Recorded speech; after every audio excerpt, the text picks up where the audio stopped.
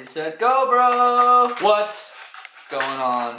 Alright, dudes, so... Wait, hold on. Honey, shush! I yelled at her yesterday on camera and I felt bad after. I was like, I'm sorry. With all the stuff that is going on right now in the world, referring to the swine flu. Is it the swine flu? Ebola? Which one is it this time that I'm supposed to be scared of? With all the stuff that's going on right now, we've decided this would be a good time for us to put out some more content for you guys because you're probably gonna getting stuck at home, being bored, and blah blah blah. So don't worry, because I'm building this entire car, and you can build it with me, alongside me. Don't you worry. Like, you can't come over because virus, but you can participate online with me, dude. Are you listening? Damn.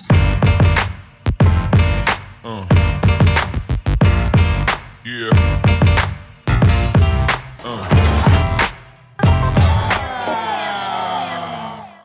Really cool. John was here in the last video that we had made, and he really helped me get a lot of stuff done. Two, he helped me really figure out like some routing and different things like that on the setup. So what I did was, since yesterday, yeah, watch that side skirt right there.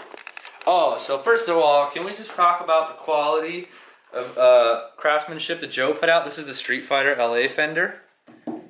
It's here, it's on, it's sick.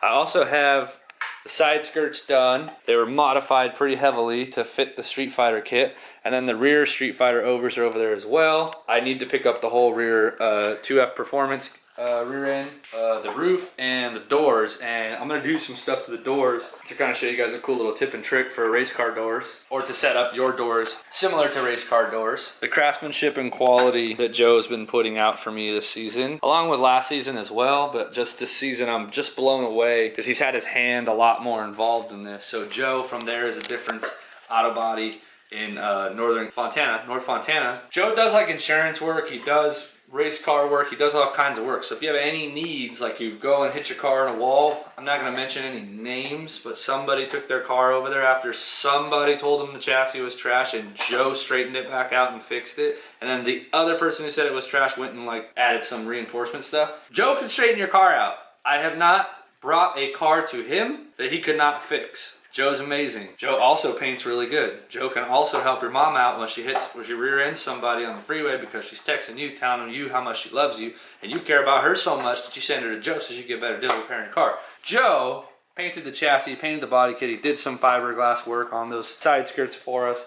I can't wait to put this whole car together because I haven't even been able to see it completed yet. I fit the whole 2F Performance kit and the Street Fighter kit on the car without any wheels or tires. So I haven't seen the way that this sits with the full kit on it, and now it's painted. So I'm just waiting for the rear, which they're already done. I literally am the reason that they're not here yet. Joe already hasn't finished with it. I just gotta pick them up and bring them over here. I have the two front fenders on. Those go on really easy. I'm all out of like self-tapper screws, which I'll show you how to do these legit and not with self-tappers, but that'll be another video. But today I was just gonna keep going on some of this plumbing stuff and try to do my best to entertain you guys while I'm at it. So after John came over, I went through some of the plumbing stuff and I found some really good stuff that I wanted to change, that he has influenced me to change. Pretty freaking stoked on that. John also hooked me up. He had a Radium fuel pressure regulator, and he's like, hey, I'm not using it, do you want it? And I was like, yeah, otherwise I was gonna go get one from Radium and have them help me, but it's kind of nice that they don't have to put out extra support for me. John was willing to help. So now I have the on-rail fuel pressure regulator that has a -8 ORB fitting.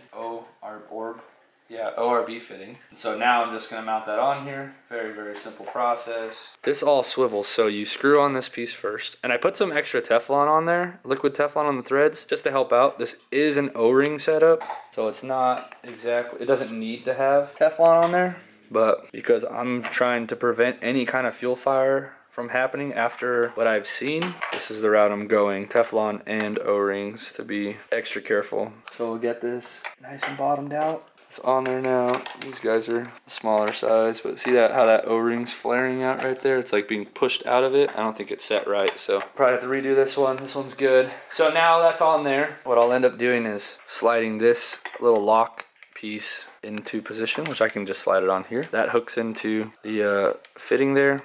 Dang it. Is it really gonna crash into the intake manifold bolt there? It really is, just barely too. See if I can't get it on. No way. There we go. Bam. That's passed. Now, this has an O-ring on it here that seals against this edge in here to kind of help this go together. White lithium, just to kind of help out. It can go in dry to where, watch that corner. Do not break this corner off, Hannah. Joe will kill you. He just put that back on. Oh, sorry. You caught it with your sweater. That's how Tony broke it last time. So this could go on dry, but it does help have a little bit of help with that O-ring on this edge, because if that O-ring catches this edge, it'll rip. And if it rips, you'll have a fuel leak. And if you have a fuel leak, you might have a fuel fire. And if you have a fuel fire, good luck putting it out. It's scary as hell. So now I'm just pressing this on nice and easy, working it. Boom, it's seated all the way. I'll pick up this bracket, rotate it a bit, then I can put the locking O-ring in here, or locking nut in, or bolt. I'll put the screw in there that holds that bracket on, but I'm gonna dab a little bit of Loctite on this because I don't want this to come loose.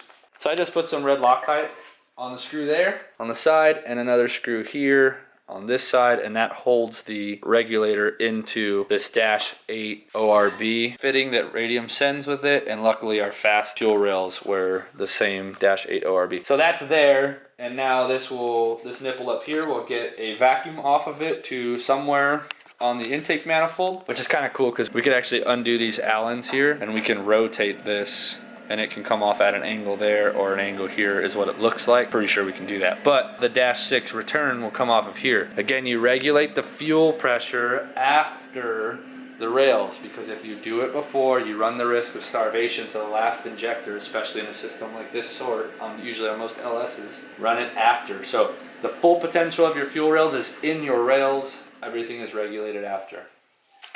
Alright, so that's on there. Now we'll take this Dash 4, or Dash 6, sorry. And the Dash 6 can go into position here and we can make sure it's all gonna line up and do great things, which it looks like it's gonna line up and do great things. I don't know where the rest of the Dash 6 hose is at. Dash 6 hose is somewhere. This is our Dash 8, our feed. And then we got our return.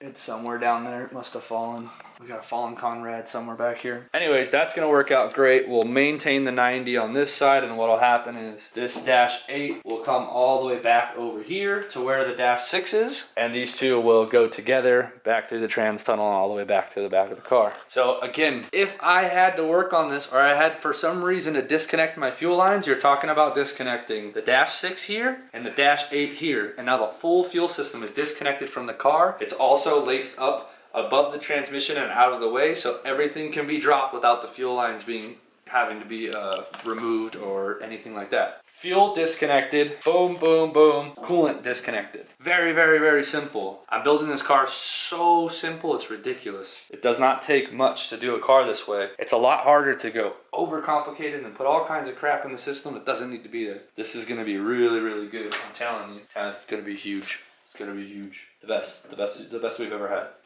All right, so we got some more goodies from Phoenix. Got some more stuff. So I was short on a couple of measurements, which is fine, no big deal. I wanted to update the bleeder line. So you guys have been watching, saw the bleeder line system go together. This is gonna go from our radiator to our reservoir, which I didn't have enough, so this is the remainder of that Dash 4 for the bleeder. I got these clamps. John Schaefer came up with that idea to do the fuel filter on that back bar. So these clamps are gonna hold that fuel filter to the tube on the roll cage. Nice and snug and perfect. So that's freaking beautiful.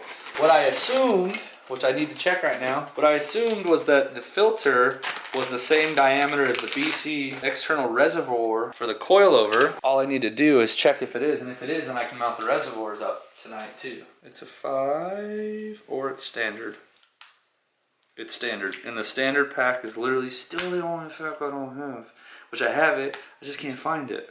It's just shy. It's just barely thinner. Not by much, but it's not gonna work. But I was gonna mount those right there. Make that all beautiful. I'll kind of show you what I was thinking. Whenever you're ready. Oh, there it is, got it. So I was gonna put this reservoir right here in shackles like my wife does to me in bed. And just Just casually. Just casually drop that real quick. And essentially have that mounted right there, or even on this side, which I'd probably rather do this side. Something like that, so that these could be pretty much really close to the coilover is the goal. I can make these work. There's kind of some things I'm already thinking in my head by adding material to this, whether it be a little strip of rubber or even, I don't know, you could even do like black duct tape or something like that just to create that gap. We'll see, but that sucks. I was hoping that would work, but it doesn't. Those reservoirs are... Sorry. Honey, go away, go lay down. You're sniffing it, she's kicking it. Come on. That was an accident. Everybody calm down. So that's kind of the idea. The bummer part is that, oh, I do have it. I just don't have it in the way that I would normally have it. She laid on my foot. Good old Pawnee Bear. So in this wonderful kit of love, in a world where standard Allen keys don't exist, one Allen key, 4 years old, will get the job done. There she is. Heyo. Hey, sister, soul sister.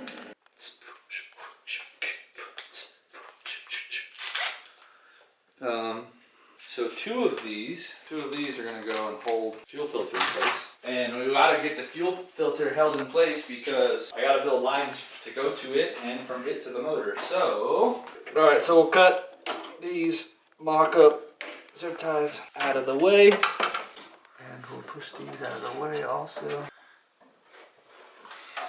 It's gonna be kind of bindy. No big deal. Just a little bindy. Girl, just chill. Oh, I love my music. Plays in my head all day long.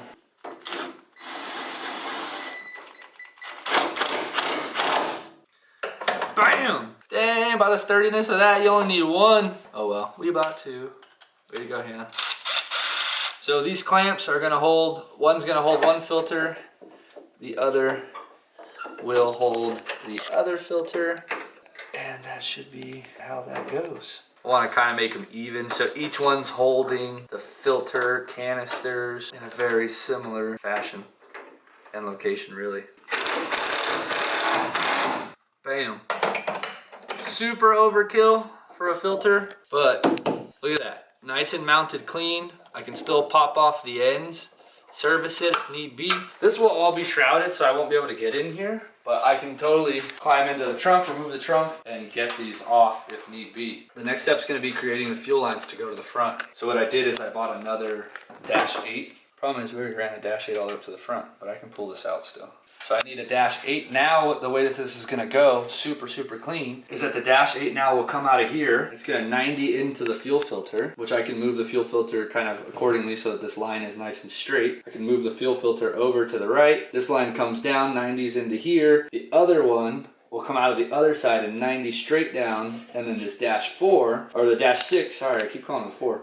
The Dash 6 will come this direction and meet up with the Dash 8, and it'll go under the car and they'll stay together all the way up to the front, and they'll split in the engine bay. So my lines are super nice, tucked together. Very simple. There's no guessing which one's feed, which one's return. They're different sizes. Pumps and filter in the exact same spot. The injectors and rails and regulator in the exact same spot. Super easy to work on. It's the whole goal. Make it easy. Don't make it harder on yourself.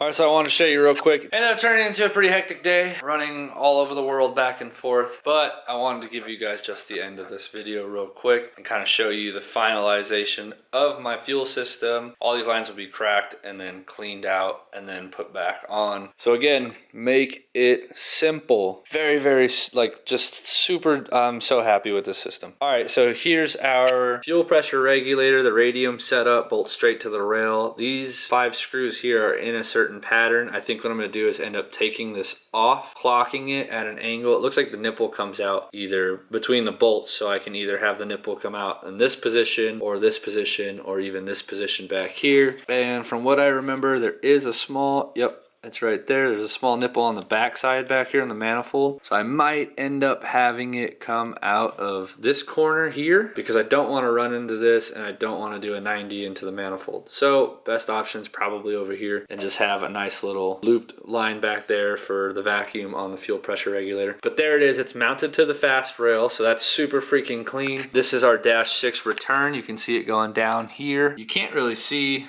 Let me see if I can get my phone flashlight out actually. Intermission. All right, so that's the fuel pressure regulator, and then back here there's a shackle. Still can't really see it. There's an aluminum shackle. I put the zip ties on the dash 6 because the shackle is built for, there it is, you can see it. The shackle is built for the dash 8 line, so it's a little small on the 6, but that's fine. Just add a zip tie on each side, tighten them down real good, and then the line can't move up and down. It's got a little wiggle room in there, but not that I'm too worried about. So this is the engine bay setup. So fuel comes up through the dash 8, through the rail, through this side, through this rail, and then it gets restricted at the regulator, and then down through the dash 6. And then I'll go ahead and go underneath and show you guys what I did underneath to mount these.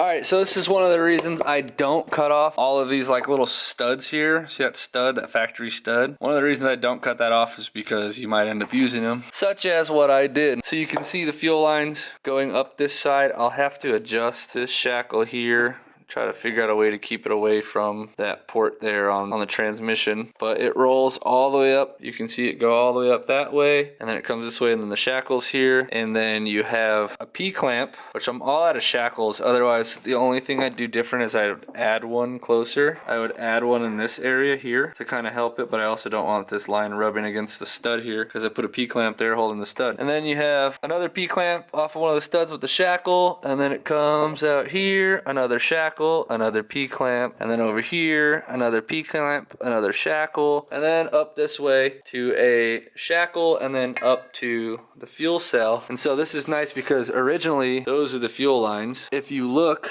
they experience a lot of wear and tear because of the position that they're in, getting pinched off at the lowest point of the floorboard. And so all that stuff needs to come out. It just goes to there, to there. I need to get it all out of here. But now they're tucked up higher than the floor. So now you can see they stay up nice and high, and they go all the way down the side of the trans tunnel. Super freaking clean. I really, really, really like it. And that's kind of how it goes. So underneath the car, shackled together all the way down. Again, that's the one spot I want to fix because I don't like that. I'm getting a foot cramp. This is awesome. There's nothing I can do about it until I stand up. These cramps suck. Bam. So then the lines come up and they split. I don't really care for the split, but at the same time, I kind of like it because I'm gonna have 2 lines going different directions, and that'll kind of not be seen by the eye. From the motor is the dash 8, goes into the fuel filter. The fuel filter is now bracketed in, super legit, things going nowhere. It'll come out of the filter into this dash 8, and this dash 8 is the fill. So on the dash 8 side, it comes out of the cell, through this line, through the filter, down underneath the car, all the way up to the front, and then out to the rail, and then from the rail through the pressure regulator down the dash 4 all the way back up, all the way to this line here, back into the return on the fuel cell. So this will essentially be the system. The only other thing I thought about doing was running this line over this direction across here to here. But when you look in the back aesthetically, this will be a little bit more pleasing to the eye, having these 2 lines going side by side down here. Potentially a shackle to come here. I probably need like 2 more shackles. That's probably shy. I bought 6 of them. I probably need 2 more. So if I had 8, I'd probably be dialed because I can put one here, and that'll just kind of help this dash 4 stay in place off of the dash 8. And then there's another spot down there. I can't remember. So that's the whole fuel system. And then we'll build a dash 8 vent hose off of here, and then we have our fill plug off of here. That's pretty much the entire fuel system for my motor. I wanted to kind of show you guys that and show you kind of how simple it is to set up a fuel system. It does cost a little bit more to do it this way than to get like a 98 Corvette fuel filter / pressure regulator and blah blah blah. And that's what I did on the Pro-Am car, and it worked great. Again, if you have money to do it twice the wrong way, you have enough money to do it once the right way. Take your time, save your money a little bit, build the car exactly how you want. I literally just got off the phone with my homie Big Mike and was talking to him about it. Like, I don't know if I'll ever get a chance to build a car this sick again. I probably will, I probably won't. I don't know, but I know that I'm building this one now and I'm doing everything exactly how I want to do it, and nothing is gonna be questionable. Like, I know that I like it done that way and that's the way I want it done, and it's being done that way. So, as always, thank you guys for watching. I'm gonna keep going on the build. I think I gotta finish up the cooling system. I got the dash 4s. I confess, I was gonna cut a corner on a dash 4 and I decided I wasn't gonna, and I bought dash 4 bulkheads. So I'm gonna set up the bleed line on the cooling system with dash 4 bulkheads and make it really nice, just like the rest of the coolant system. And I have one for the rear with the straight and the 45, and then I have the one for the front with the 45 and the 90. So it'll match all the big dog plumbing. Anyways, thank you guys as always for watching, supporting. Leave a like, share this with your homies. Tell them that we're building a sick car and to stick around and watch it. There's gonna be more episodes coming out. So if you like what you see, subscribe. Thank you guys as always. And don't forget to stay safe. Later, dudes.